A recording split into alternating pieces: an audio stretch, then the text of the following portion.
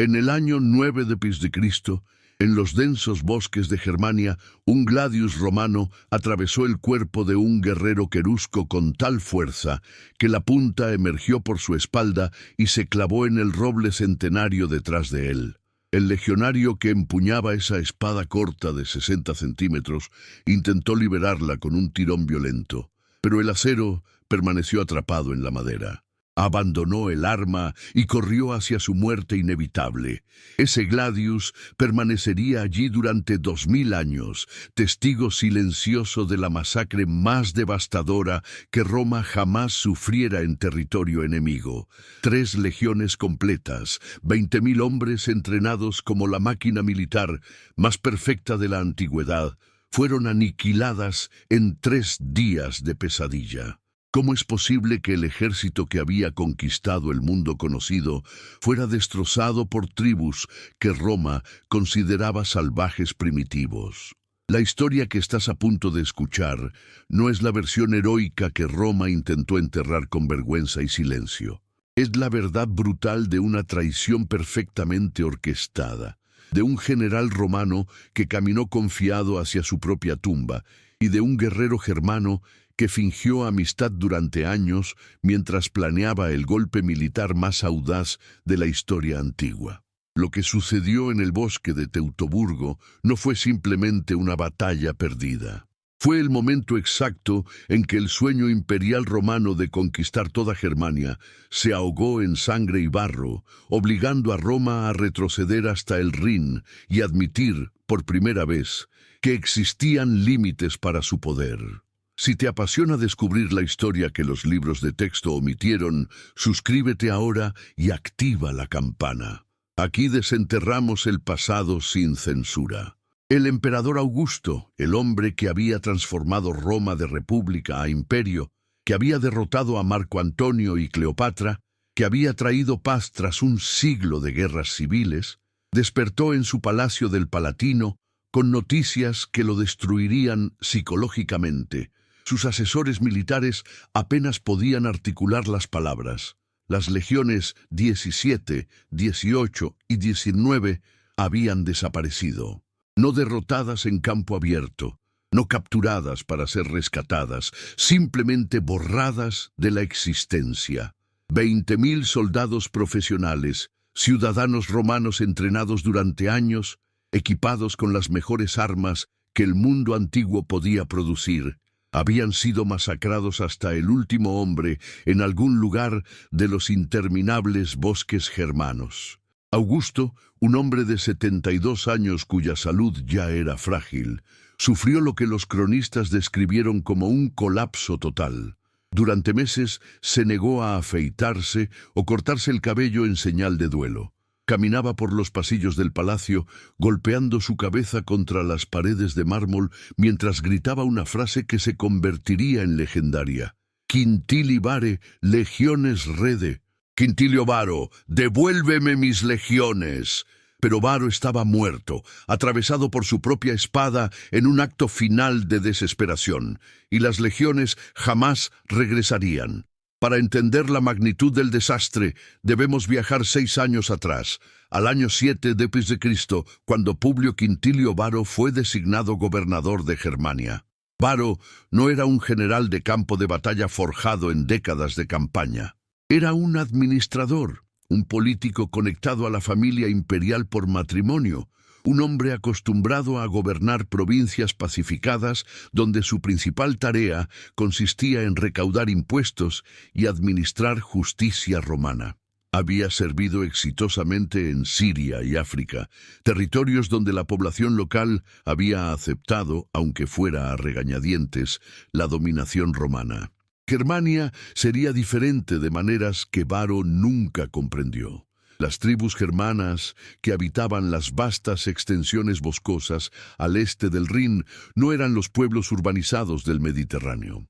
Los queruscos, catos, marsos, brúcteros y docenas de otras tribus vivían en asentamientos dispersos, practicaban una agricultura rudimentaria mezclada con ganadería y consideraban la libertad personal un valor sagrado por el cual valía la pena morir. No tenían ciudades de piedra, sistemas de escritura complejos, ni la sofisticada burocracia que Roma asociaba con civilización. Pero poseían algo que los romanos subestimaron fatalmente: un orgullo feroz, conocimiento íntimo de su territorio y la capacidad de unirse temporalmente contra amenazas externas. Roma había comenzado su penetración en Germania décadas antes, estableciendo bases militares a lo largo del Rin y enviando expediciones punitivas cada vez más profundas en territorio tribal. El objetivo estratégico era claro: extender la frontera del imperio desde el Rin hasta el Elba, incorporando toda Germania occidental como provincia romana. Desde la perspectiva de Augusto, esto no solo añadiría territorio y tributarios, sino que también acortaría dramáticamente la frontera norte del imperio, facilitando su defensa. Era un plan lógico desde el punto de vista romano. Solo había un problema: las tribus germanas no habían aceptado ser conquistadas. Aquí entra en escena el personaje más fascinante y letal de esta historia: Arminio, hijo de Segimer, un jefe querusco de alto rango. Arminio había sido entregado a Roma como rehén durante su juventud, una práctica común para garantizar la lealtad de pueblos sometidos. En vez de simplemente mantenerlo prisionero, Roma hizo algo más inteligente y, como resultaría, más peligroso. Educaron a Arminio como romano. Le enseñaron latín, tácticas militares romanas, y lo incorporaron al ejército imperial con el rango de prefecto de caballería auxiliar. Le concedieron incluso la ciudadanía romana y el rango ecuestre, honores reservados para la élite. Durante años, Arminio sirvió con distinción en las legiones romanas, luchando en campañas en los Balcanes y Germania. Se convirtió en el ejemplo perfecto de romanización exitosa, un bárbaro transformado en oficial leal del imperio. Los comandantes romanos confiaban en él completamente. ¿Por qué no habrían de hacerlo? Arminio hablaba latín perfectamente, entendía el protocolo militar romano y había derramado sangre por el águila imperial. Lo que no sabían es que detrás de esa fachada de lealtad, Arminio nunca había dejado de ser querusco. Cada año de servicio romano no era más que entrenamiento en el arte de la guerra tal como Roma la practicaba. Y Arminio estaba aprendiendo exactamente cómo derrotar a sus maestros. En el año 7 después de Cristo, cuando Varo llegó a Germania como nuevo gobernador, Arminio se convirtió en uno de sus consejeros más cercanos. Varo, que no hablaba las lenguas germanas y dependía completamente de intermediarios para comunicarse con las tribus locales, encontró en Arminio al traductor y guía perfecto. Arminio le aseguraba que las tribus estaban aceptando gradualmente el dominio romano, que la resistencia estaba disminuyendo, que solo era cuestión de tiempo antes de que Germania se convirtiera en otra provincia pacífica. Varo, creyendo estar en la etapa final de pacificación, comenzó a comportarse como si Germania ya fuera Siria o África. Estableció su cuartel general en un campamento fortificado cerca del río Weser, y desde allí empezó a administrar justicia romana a las tribus locales. Germanos que llevaban disputas sobre tierras, ganado o deudas eran convocados ante tribunales romanos donde jueces romanos aplicaban ley romana. Para Varo, esto era señal de progreso civilizatorio. Para las tribus germanas era una humillación intolerable.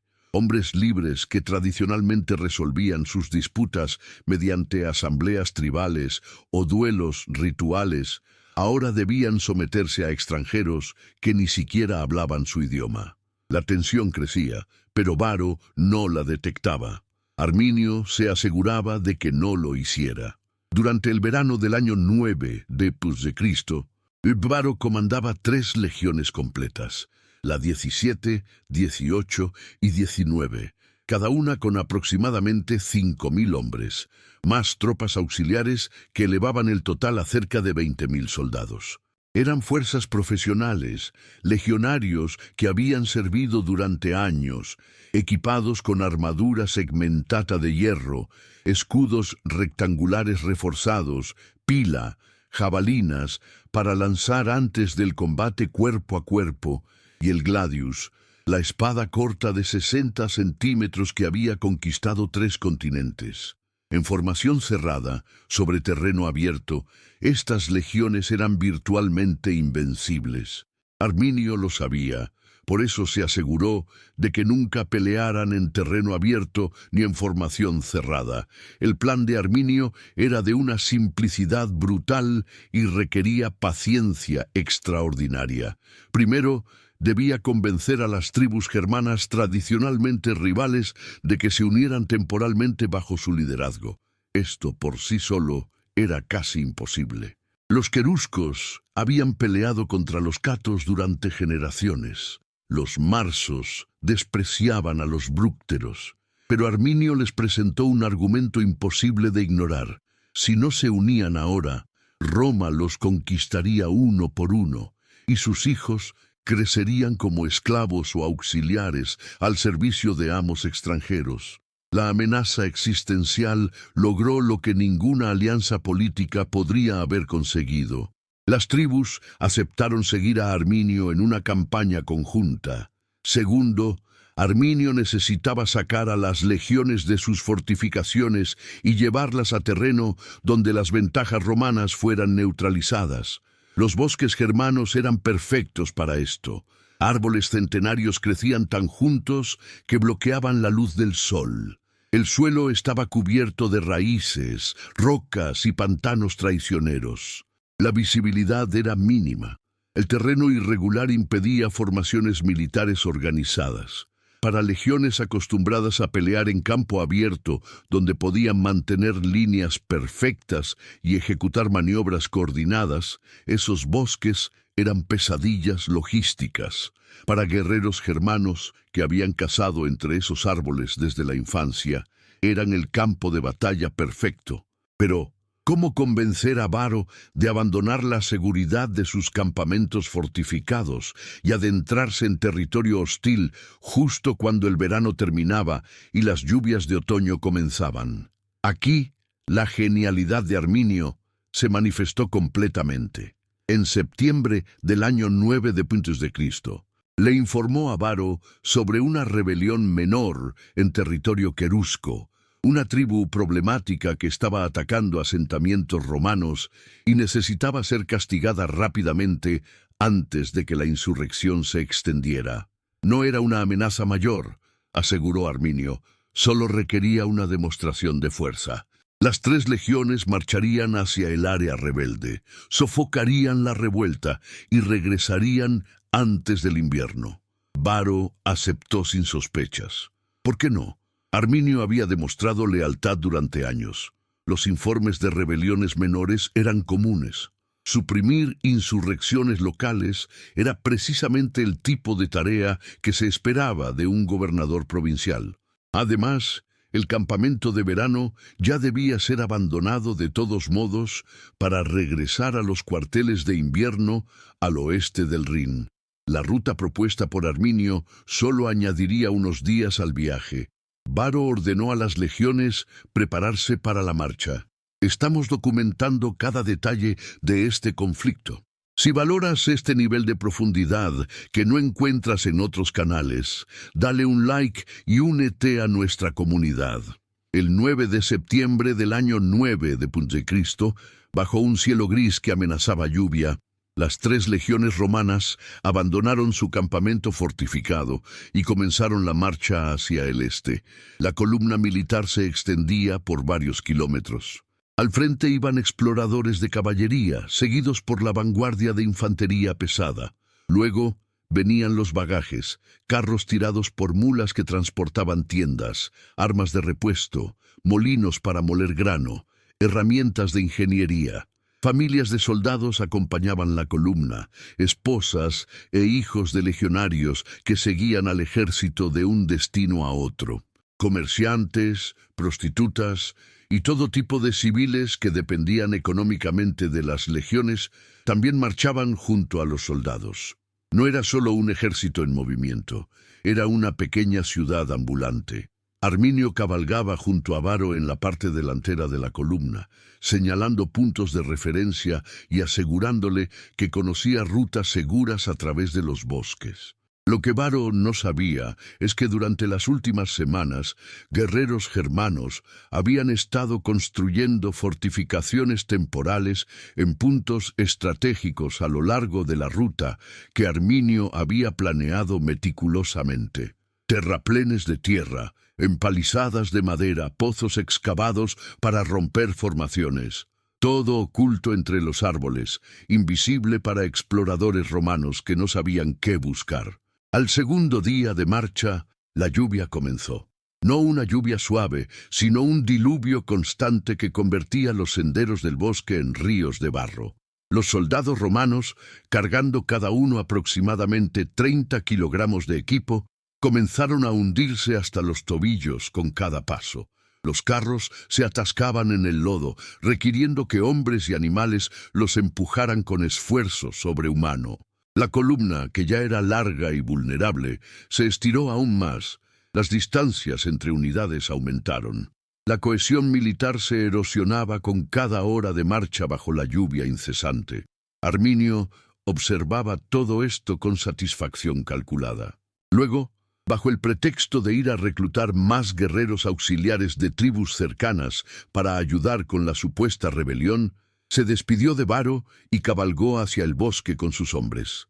Varo lo vio partir sin la más mínima sospecha. ¿Por qué dudaría de Arminio ahora, después de años de servicio leal? Los romanos siguieron marchando hacia el este, adentrándose cada vez más en territorio desconocido, mientras la tormenta continuaba sin piedad. Lo que Varo no podía ver era la escena que se desarrollaba a pocos kilómetros de distancia, oculta entre los árboles centenarios. Miles de guerreros germanos emergían de sus escondites. Queruscos, catos, marsos, brúcteros, todos pintados para la guerra, empuñando lanzas de fresno, espadas largas de hierro y hachas. No eran la horda desorganizada que la propaganda romana describía. Arminio los había organizado en grupos de combate coordinados, cada uno asignado a un sector específico de la emboscada que estaba a punto de desatarse. Conocían el terreno, conocían las debilidades romanas y, lo más importante, conocían exactamente dónde golpear primero. La tarde del segundo día, mientras la columna romana atravesaba un desfiladero estrecho donde el sendero pasaba entre una colina empinada a la derecha y un pantano impenetrable a la izquierda, el primer ataque estalló como una tormenta de violencia. Jabalinas germanas volaron desde la cima de la colina, atravesando el espacio entre los árboles y clavándose en la carne de soldados romanos que no podían ver a sus atacantes. Hombres caían gritando, con arpones de hierro sobresaliendo de sus cuellos y pechos. Los oficiales romanos gritaban órdenes, tratando desesperadamente de formar líneas de batalla, pero el terreno lo hacía imposible. Los legionarios intentaban trepar la pendiente empinada para enfrentar a los atacantes, pero el barro hacía que resbalaran y cayeran. Sus escudos pesados, perfectos para formaciones cerradas en campo abierto, eran torpes entre los árboles densos. Sus armaduras segmentadas, diseñadas para proteger contra ataques frontales, no servían contra jabalinas lanzadas desde arriba. Y justo cuando empezaban a organizarse para responder, los germanos desaparecían entre los árboles como fantasmas, dejando solo cadáveres romanos y el silencio ominoso del bosque. Varo ordenó establecer un campamento fortificado antes del anochecer. Los legionarios, entrenados para esta tarea, trabajaron con eficiencia mecánica a pesar del agotamiento. Cavaron trincheras defensivas, construyeron terraplenes de tierra, plantaron estacas puntiagudas apuntando hacia afuera. En el centro del campamento erigieron tiendas para los oficiales y el Estado Mayor. Para la medianoche habían creado una fortaleza temporal que podría resistir un asalto frontal, pero Arminio no tenía intención de realizar asaltos frontales. Durante la noche, los guerreros germanos rodearon completamente el campamento romano, permaneciendo justo fuera del alcance de las flechas, gritando insultos en sus lenguas bárbaras, golpeando sus escudos contra lanzas para crear un ruido ensordecedor que impedía dormir. Era guerra psicológica. Los romanos, acostumbrados a enemigos que peleaban batallas decisivas, no sabían cómo responder a este tipo de hostigamiento constante. El agotamiento se acumulaba. El miedo comenzaba a infiltrarse en sus mentes. Al amanecer del tercer día, bajo lluvia que no había cesado en 36 horas, Varo tomó una decisión fatal. Ordenó que la columna abandonara el campamento y continuara la marcha hacia el oeste, tratando de regresar al Rin y la seguridad de territorio controlado por Roma. Era la decisión correcta, pero llegaba 24 horas demasiado tarde. Arminio había tenido toda la noche para posicionar sus fuerzas exactamente donde quería. Lo que seguiría no sería una batalla. Sería una masacre sistemática que duraría todo el día. La columna romana avanzaba ahora en completo desorden. Los carros de bagajes habían sido mayormente abandonados porque el barro los hacía imposibles de mover. Familias de soldados caminaban entre legionarios exhaustos. La cohesión entre unidades se había desintegrado completamente. La 17 Legión estaba separada de la 18 por casi 1 kilómetro de distancia. La 19 estaba fragmentada en múltiples grupos dispersos. Era exactamente la situación que Arminio había orquestado. Los ataques se intensificaron. Guerreros germanos aparecían súbitamente entre los árboles, lanzaban sus jabalinas, mataban a varios romanos y desaparecían antes de que pudiera organizarse una respuesta efectiva. Luego atacaban desde otra dirección completamente diferente. Los romanos giraban para enfrentarlos, solo para recibir lanzas por la espalda. Era un infierno de confusión, donde cada árbol podía ocultar la muerte, donde la visibilidad era tan limitada que los soldados no podían ver más allá de 10 metros, donde el terreno irregular convertía cada paso en una lucha contra el barro y las raíces. A media mañana, parte de la columna llegó a un área donde el sendero pasaba por una colina larga cubierta de árboles densos. En la cima de esa colina, los germanos habían construido durante semanas una barrera de troncos y tierra, esencialmente creando una fortificación temporal que bloqueaba completamente el paso. Los romanos que intentaban trepar la pendiente para desmantelar la barrera eran recibidos con una lluvia de proyectiles, piedras, jabalinas, flechas. Hombres caían rodando colina abajo, muertos o gravemente heridos. Algunos centuriones, oficiales de rango medio que eran la columna vertebral del ejército romano, intentaron organizar asaltos coordinados. Reunieron a legionarios en grupos compactos, formaron testudos, formaciones de tortuga, donde los escudos se superponían para crear una cobertura completa, y avanzaron lentamente colina arriba. Funcionó temporalmente. Algunos grupos romanos lograron alcanzar la fortificación germana y comenzaron a desmantelarla, pero el costo en vidas era insostenible, y tan pronto como rompían una sección de la barrera, los germanos simplemente retrocedían y atacaban desde otro ángulo. Para el mediodía, la situación era desesperada. Miles de romanos ya estaban muertos. Los heridos se contaban por miles más, desangrándose en el barro porque no había manera de transportarlos o tratarlos. Mujeres y niños que habían acompañado la expedición gritaban mientras guerreros germanos los capturaban para esclavitud o los mataban sumariamente. El orgullo y la disciplina legendaria de las legiones romanas se desintegraban bajo el peso del agotamiento, el terror y la imposibilidad de la situación. Varo, realizando finalmente la magnitud del desastre, reunió a sus oficiales superiores en un claro temporal del bosque. ¿Qué opciones tenían? Intentar romper el cerco y correr hacia el oeste requeriría abandonar a los heridos y moverse más rápido de lo que los carros podían viajar.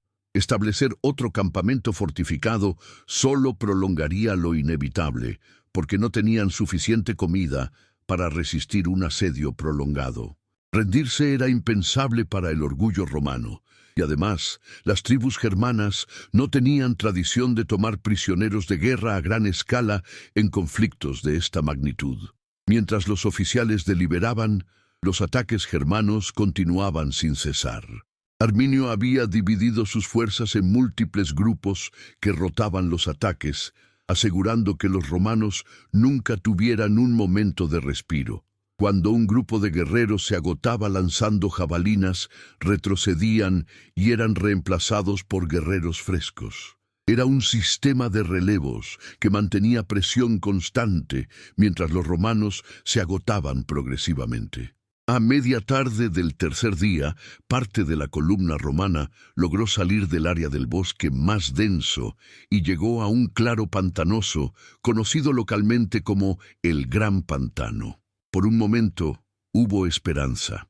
Espacio abierto significaba que finalmente podrían formar líneas de batalla apropiadas, pero el alivio fue efímero. El pantano era traicionero, con áreas que parecían sólidas, pero eran en realidad ciénagas que tragaban a hombres enteros. Y más importante, Arminio había preparado incluso este terreno. En el borde occidental del pantano, los germanos habían construido otra barricada, esta vez más elaborada. Troncos clavados en el suelo formaban una empalizada. Detrás de ella, arqueros y lanzadores de jabalinas esperaban en posiciones protegidas. Los romanos, que intentaron cruzar el pantano bajo fuego enemigo, descubrieron que el terreno era casi imposible de atravesar rápidamente. Se hundían, luchaban por liberarse y eran abatidos por proyectiles mientras estaban indefensos. El pantano se convirtió en una trampa mortal de la que pocos escaparon. Varo, viendo que la situación era completamente sin esperanza, tomó la decisión final que le quedaba. Según el Código Romano de Honor Militar, un general que perdía sus legiones no podía sobrevivir a esa vergüenza. Ordenó a sus esclavos personales que prepararan una pira funeraria. Luego, siguiendo el ejemplo de generales romanos derrotados desde tiempos inmemoriales, se arrojó sobre su propia espada. Varios de sus oficiales superiores hicieron lo mismo, prefiriendo el suicidio a la captura o la humillación de intentar escapar abandonando a sus hombres. Con la muerte de Varo, el mando romano se desintegró completamente. Algunos oficiales menores intentaron organizar grupos de ruptura que pudieran abrirse paso hacia el oeste. Pequeños grupos de legionarios, tal vez cientos en total, lograron escapar del cerco germano en la oscuridad de la tercera noche. Corrieron a través del bosque, abandonando todo excepto sus armas, sin detenerse hasta alcanzar el Rin días después. Fueron los únicos sobrevivientes que llegarían a territorio romano para contar la historia del desastre. El resto de las legiones, más de 15.000 hombres, fueron aniquilados. Los guerreros germanos, sabiendo que la victoria era completa, dejaron de atacar a distancia y se lanzaron en asaltos masivos de cuerpo a cuerpo. Legionarios que habían peleado durante 3 días sin descanso, hambrientos, exhaustos y desmoralizados, finalmente fueron abrumados. Algunos murieron peleando hasta el final, formando círculos defensivos alrededor de sus águilas legionarias, el símbolo sagrado de cada legión. Otros, demasiado cansados para seguir resistiendo, simplemente se arrodillaron y esperaron la muerte. Arminio había logrado lo imposible. Había destruido 3 legiones romanas completas utilizando táctica, conocimiento del terreno y paciencia estratégica. Había unido a tribus germanas tradicionalmente hostiles bajo un objetivo común. Había fingido lealtad a Roma durante años mientras planeaba meticulosamente su traición. y había ejecutado su plan con precisión quirúrgica, convirtiendo los bosques de Germania en una trampa mortal de la que los romanos no pudieron escapar. Pero la historia no termina con la victoria germana. Lo que Arminio no podía saber mientras celebraba entre las pilas de cadáveres romanos era que su victoria tendría consecuencias que él no había anticipado. Roma no aceptaría esta humillación pasivamente. La respuesta imperial sería brutal, sistemática y orientada a un objetivo singular: venganza. Las tribus germanas habían ganado la batalla de Teutoburgo, pero la guerra contra Roma apenas comenzaba. Los días siguientes a la masacre fueron dedicados por los guerreros germanos a saquear los cadáveres y el equipo abandonado. Miles de gladi, pilum, escudos, armaduras segmentatas. Todo fue recogido como botín de guerra. Pero los trofeos más preciados eran las águilas legionarias. Cada legión romana tenía una aquila, un estandarte de águila dorada que representaba el honor y el espíritu de la unidad. Perder un águila era la peor vergüenza posible para una legión romana. Las tres águilas de las legiones 17, 18 y 19 fueron capturadas por los guerreros germanos, quienes las exhibieron como símbolos de su victoria sobre el poder de Roma. Arminio ordenó un sacrificio masivo a los dioses germanos. Prisioneros romanos capturados durante la batalla fueron llevados a bosques sagrados, donde fueron colgados de árboles, degollados sobre altares de piedra o ahogados en pantanos como ofrendas a Wodan y Thor. Los cráneos de oficiales romanos fueron clavados en picas y exhibidos en los árboles a lo largo del sendero donde había ocurrido la masacre, creando una avenida macabra de muerte que serviría como advertencia para cualquier romano que se atreviera a penetrar Germania nuevamente. Cuando las noticias del desastre finalmente llegaron a Roma semanas después, la ciudad entró en shock. El Senado declaró duelo nacional. Augusto, que había pasado décadas construyendo el imperio más poderoso del mundo, vio su legado manchado por la peor derrota militar romana en generaciones. Ordenó que nunca más se formaran legiones con los números 17, 18 y 19. Esos números quedaron malditos, borrados de los registros militares romanos como si las legiones nunca hubieran existido. Pero Augusto, a pesar de su edad y deterioro de salud, no aceptaría la derrota sin respuesta. Ordenó reforzar las guarniciones a lo largo del Rin. Envió a su hijo adoptivo Tiberio, un general experimentado, a estabilizar la frontera y prevenir que las tribus germanas cruzaran el Rin para invadir la Galia.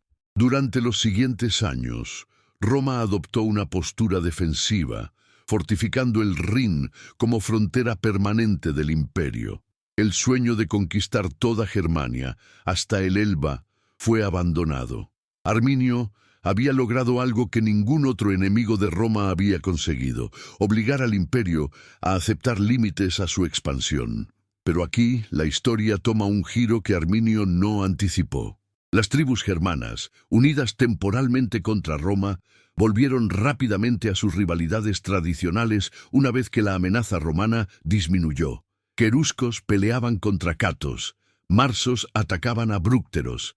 La alianza que Arminio había forjado con tanto esfuerzo se desintegró en meses, y Roma, lenta pero sistemática, comenzó a preparar su respuesta. ¿Qué hará Roma cuando finalmente lance su contraataque? ¿Podrá Arminio mantener unidas a las tribus cuando las legiones regresen sedientas de venganza? ¿Y qué sucederá con las águilas legionarias capturadas, esos símbolos sagrados del honor romano que ahora decoran templos germanos? La historia no termina aquí. Asegúrate de estar suscrito para que YouTube te notifique inmediatamente cuando subamos la conclusión de esta saga. Parte 2. El año 14 de Cristo comenzó con la muerte de Augusto, el primer emperador de Roma, el hombre que había transformado una república fracturada en un imperio cohesionado. Murió a los 75 años sin haber recuperado las águilas perdidas en Teutoburgo. Su última voluntad política incluía una instrucción explícita para su sucesor: mantener el imperio dentro de sus fronteras actuales, no intentar más expansiones. Germania debía ser considerada no conquistable, pero Tiberio, quien heredó el trono imperial, interpretó esta instrucción con cierta flexibilidad. No expandiría permanentemente el imperio hacia Germania, pero tampoco dejaría sin castigo la humillación de Teutoburgo.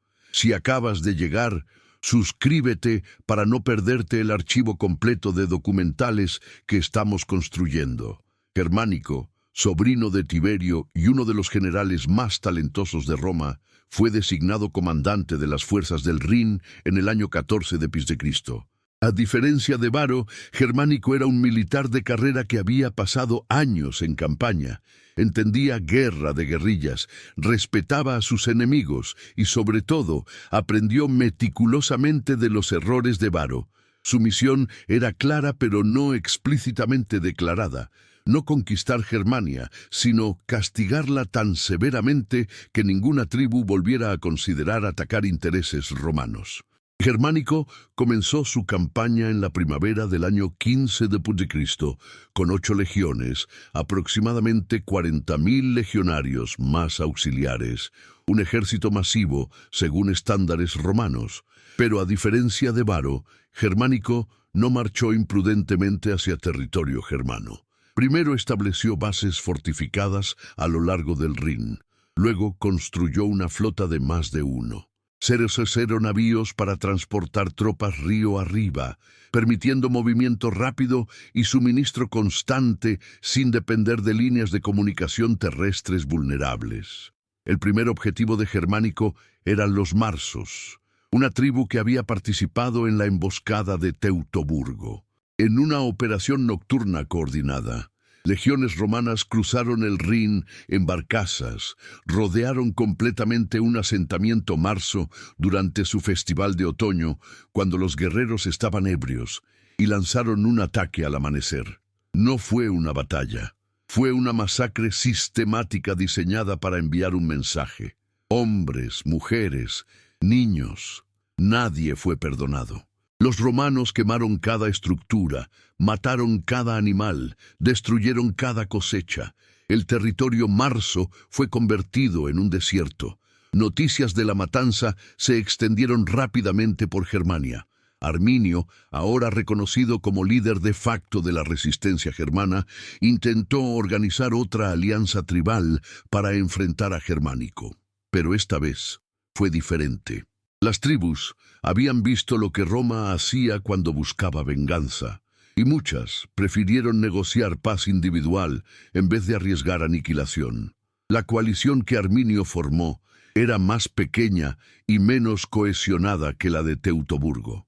Germánico, informado por exploradores e inteligencia de tribus germanas que habían cambiado de bando, decidió hacer algo que generaría un impacto psicológico masivo: encontrar el sitio de la masacre de Teutoburgo y darle entierro apropiado a los caídos. 6 años después de la batalla, los huesos de 15 legionarios romanos todavía estaban dispersos por el bosque de Teutoburgo, blanqueados por el clima, muchos todavía con fragmentos de armadura y equipo. En el verano del año 15 de Cristo, legiones romanas marcharon hacia el sitio de la masacre anterior. Esta vez no fueron emboscados, porque Germánico había enviado exploradores de caballería en todas direcciones, mantenía formaciones compactas y nunca permitía que su columna se extendiera peligrosamente. Cuando llegaron al sitio, los soldados romanos encontraron una escena de pesadilla. Esqueletos humanos cubrían el suelo del bosque por kilómetros. Cráneos todavía clavados en picas decoraban los árboles. Altares de piedra manchados con sangre seca marcaban lugares donde prisioneros habían sido sacrificados. El aire, según cronistas, todavía olía a muerte. Germánico ordenó que cada hueso fuera recogido reverentemente.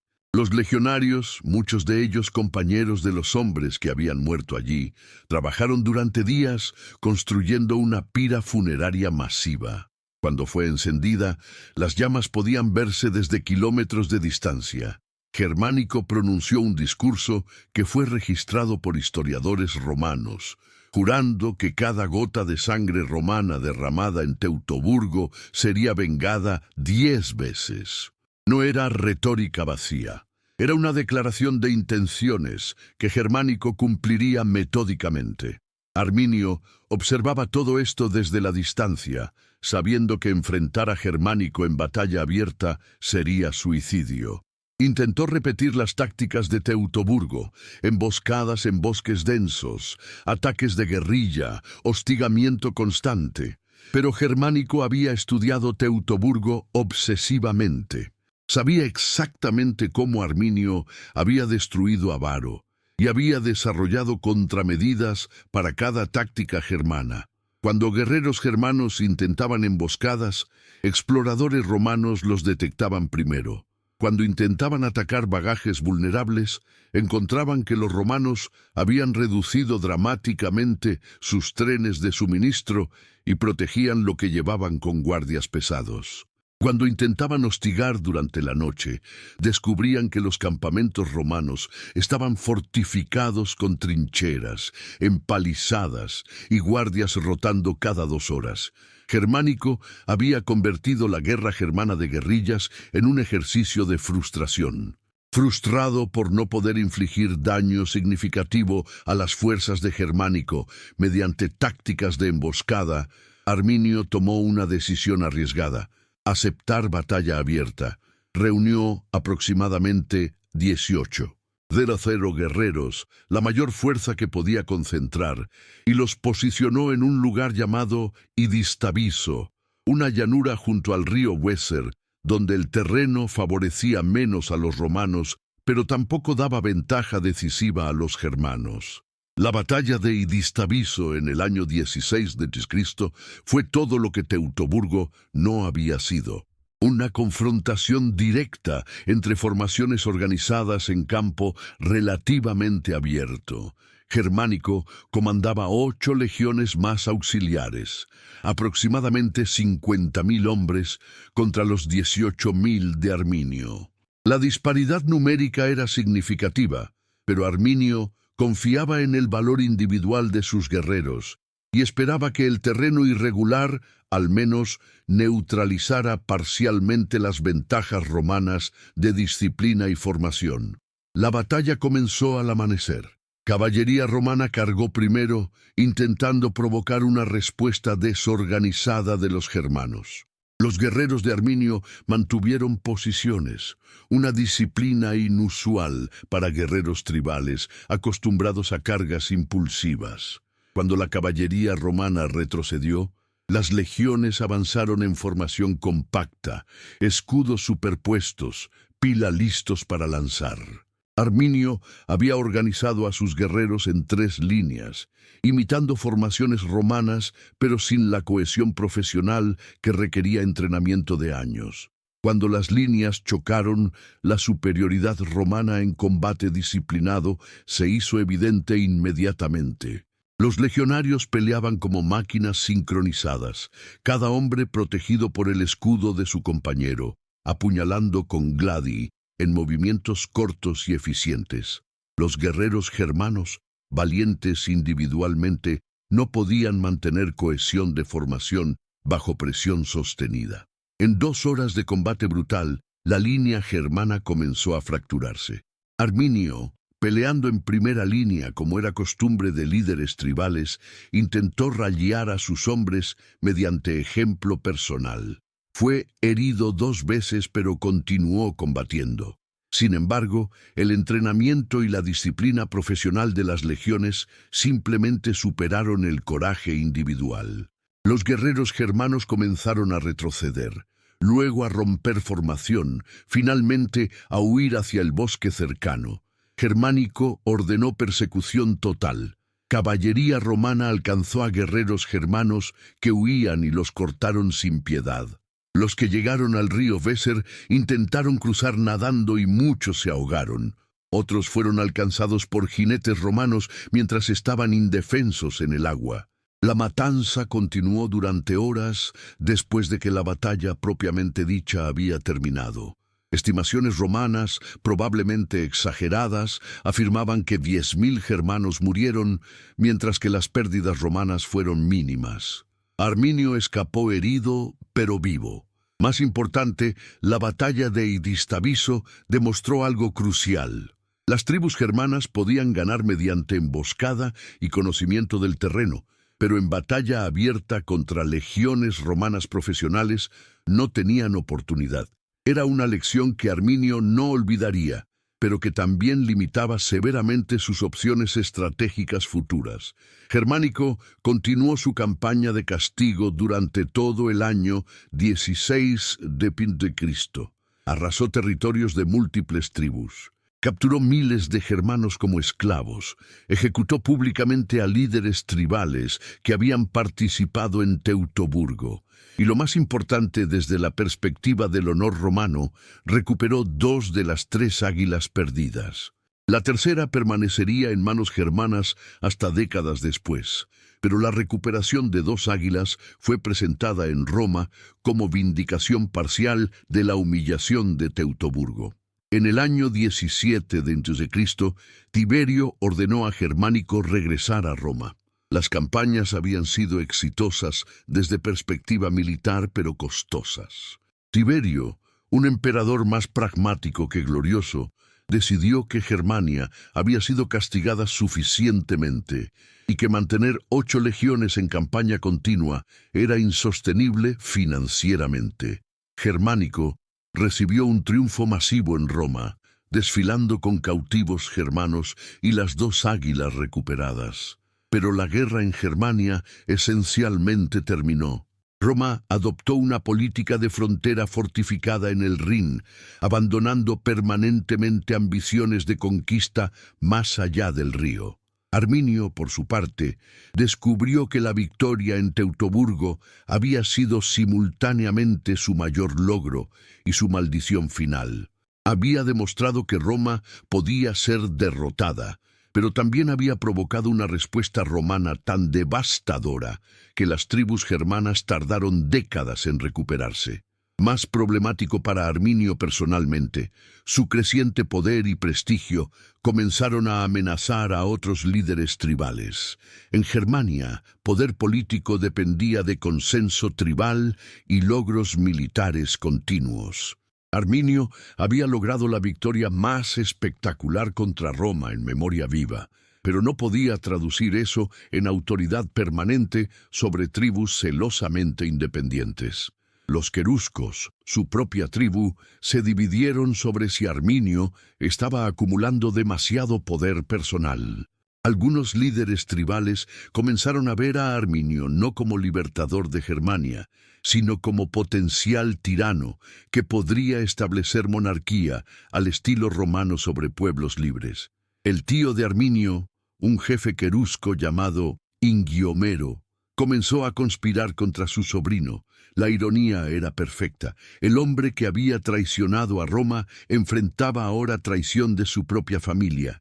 En el año 19 d.C., solo 10 años después de su victoria en Teutoburgo, Arminio fue asesinado por miembros de su propia tribu en una conspiración que probablemente incluía a su tío.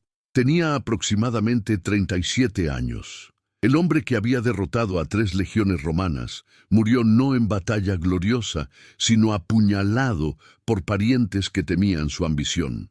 Historiadores romanos, escribiendo décadas después, expresaron respeto ambivalente por Arminio. Tácito, el gran historiador romano, lo describió como sin duda el libertador de Germania, que desafió al pueblo romano no en sus comienzos como otros reyes y líderes, sino en el apogeo del imperio. Tal era un reconocimiento notable viniendo de un escritor romano, admitiendo implícitamente que Arminio había logrado algo extraordinario. Las consecuencias de largo plazo de Teutoburgo moldearon la historia europea durante siglos. La decisión de Roma de no intentar conquista permanente de Germania significó que los pueblos germanos se desarrollaron fuera de la civilización romana. manteniendo lenguas, costumbres y estructuras sociales tribales. Cuando el Imperio Romano Occidental colapsó 5 siglos después, fueron tribus germanas, descendientes de los pueblos que Arminio había unificado temporalmente, quienes llenaron el vacío de poder. El gladius que había quedado clavado en el roble durante la batalla de Teutoburgo permaneció allí durante 2 milenios. Fue descubierto por arqueólogos alemanes en el siglo XX, su hoja de hierro oxidada, pero todavía reconocible, todavía incrustada en la madera petrificada del árbol que había crecido alrededor de ella durante 2000 años. Ese descubrimiento, junto con miles de otros artefactos encontrados en la región, confirmó las descripciones históricas de la masacre y permitió a arqueólogos modernos reconstruir exactamente cómo Arminio había ejecutado su emboscada perfecta. El sitio de la batalla de Teutoburgo se convirtió en lugar de peregrinación nacional para alemanes en siglos posteriores. Durante el siglo XIX, cuando Alemania se estaba unificando como nación, Arminio fue reinterpretado como primer héroe nacional alemán, símbolo de resistencia contra dominación extranjera. Un monumento masivo llamado Hermannsdenkmal, monumento a Hermann, el nombre germanizado de Arminio, fue erigido en 1875 en la cresta de una colina cerca de donde se cree ocurrió la batalla. Una estatua de cobre de 26 metros de altura muestra a Arminio levantando una espada hacia el cielo, mirando hacia el oeste, hacia Roma. Pero la verdadera importancia histórica de Teutoburgo va más allá de nacionalismo moderno. La batalla demostró que incluso el poder militar más sofisticado del mundo antiguo tenía límites. Roma había conquistado desde Hispania hasta Egipto, desde Britania hasta Mesopotamia. Había derrotado a falange macedonias, carros persas, elefantes cartagineses. Pero en los bosques de Germania, contra tribus que Roma consideraba bárbaras, las legiones encontraron un enemigo que las superó no mediante tecnología superior, sino mediante conocimiento del terreno, paciencia estratégica y voluntad de sacrificio. Arminio entendió algo fundamental sobre guerra asimétrica que se repetiría a través de la historia. Un enemigo más débil puede derrotar a uno más fuerte si elige el campo de batalla. Controla el ritmo del enfrentamiento y obliga al adversario más poderoso a pelear bajo condiciones que neutralizan sus ventajas. Es una lección que insurgentes, guerrilleros y movimientos de resistencia redescubrirían independientemente durante los siguientes 2 milenios. Para Roma, Teutoburgo marcó el comienzo del fin de la expansión imperial. Augusto había soñado con fronteras naturales defensibles, los océanos al oeste, el desierto al sur, el Éufrates al este y los ríos Rin-Danubio al norte. Germania debía ser incorporada para acortar esa frontera norte. Después de Teutoburgo, Roma aceptó que el Rin sería frontera permanente, requiriendo guarniciones masivas y fortificaciones extensas para los siguientes 4 siglos. El costo económico de mantener esa frontera fue sustancial. Docenas de fortalezas legionarias a lo largo del Rin, cada una albergando 5.000, 6.000 soldados permanentemente, cientos de fuertes más pequeños para tropas auxiliares, una flota fluvial para patrullar el río. Todo esto requería financiamiento mediante impuestos, contribuyendo eventualmente a las presiones fiscales que debilitaron el imperio en siglos posteriores. Culturalmente, Teutoburgo también tuvo impacto duradero en cómo Roma veía a enemigos bárbaros. Antes de Teutoburgo, la propaganda romana presentaba a germanos como salvajes, desorganizados, fácilmente conquistables. Después de Teutoburgo, había respeto reluctante por su capacidad militar. Futuros emperadores que pelearon contra tribus germanas lo hicieron con cautela, recordando siempre lo que había sucedido cuando Varo subestimó a esos mismos enemigos. El mito de invencibilidad romana, ya dañado por derrotas anteriores, como Carrae contra los partos, sufrió otro golpe severo con Teutoburgo. Las legiones eran formidables pero no invencibles. El imperio tenía límites. Estos reconocimientos cambiaron la psicología imperial romana de expansión agresiva a consolidación defensiva. Futuros emperadores se enfocaron más en mantener lo que Roma ya controlaba que en arriesgar recursos en conquistas de beneficio incierto. Para los pueblos germanos, Teutoburgo demostró que resistencia organizada contra Roma era posible. Durante los siguientes siglos, cuando Roma intentaba influir en política tribal germana, las tribus recordaban que habían derrotado legiones antes y podían hacerlo nuevamente si fuera necesario. Esto limitaba opciones romanas de coerción directa y obligaba a Roma a depender más de diplomacia, subsidios y manipulación de rivalidades tribales. Las águilas perdidas se convirtieron en símbolos obsesivos de honor militar romano. La tercera águila no recuperada por Germánico fue finalmente recuperada décadas después, durante campañas del emperador Claudio. Cuando finalmente regresó a Roma, fue depositada en el templo de Marte como reliquia sagrada. La recuperación de las tres águilas fue presentada como vindicación completa de Teutoburgo, aunque el hecho de que tomara décadas recuperarlas demostraba la profundidad de la herida psicológica que la batalla había infligido.